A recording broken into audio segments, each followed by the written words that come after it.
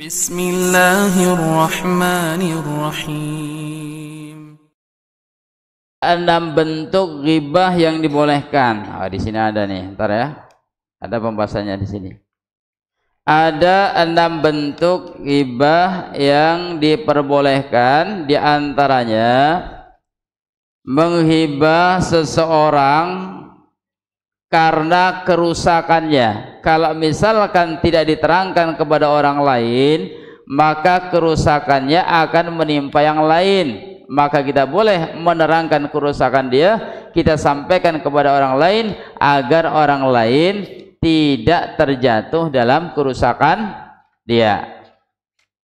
Contohnya tadi, si fulan itu penipu misalkan. Nah, kita ceritakan, jangan dekat-dekat sama dia, jangan melakukan transaksi muamalah apapun sama dia, karena dia orangnya penipu. Nah, kemudian boleh juga menghibah karena sebab untuk menanyakan tentang hukum. Jadi kita datang kepada seorang ulama, kita ceritakan si fulan tuh begini. Boleh nggak itu Ustaz? Itu boleh.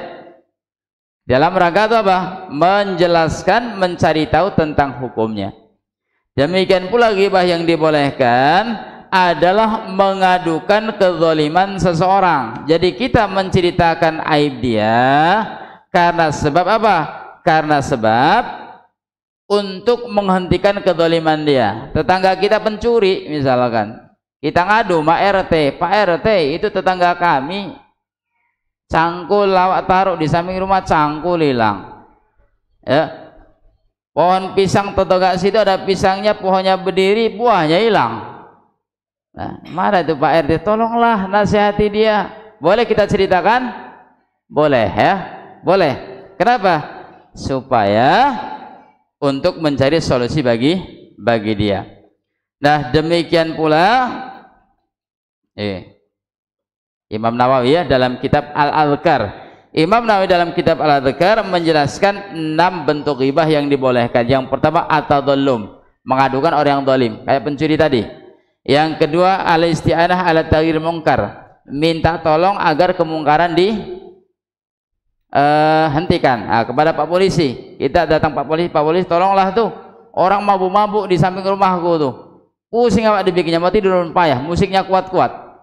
Adukan kepada polisi, boleh nggak apa-apa. Demikian pula orang yang minta fatwa seperti tadi ya, minta fatwa untuk cari ilmu, mengetahui ilmu. Kemudian tahdhirul muslimin minasyarri, menghibah dia sebagai bentuk peringatan kepada kaum muslimin dari keburukan dia. Supaya apa? Supaya nggak jatuh dalam perbuatan dia. Misalkan nih orang pelaku maksiat nih, jangan dekat-dekat sama dia. Nanti kau bisa ikut-ikutan sama dia. Itu orangnya buruk, jahat dia. Nah, boleh nggak apa-apa ya? Itu peringatan supaya orang tidak terjadi dalam kerusakannya. Dan demikian pula boleh menghibah seseorang ketika orang ini melakukan perbuatan dosa terang-terangan. Boleh. Dan boleh kita menasihati itu secara terang-terangan. Memang nasihat itu harus sembunyi-sembunyi, hukum asalnya ya.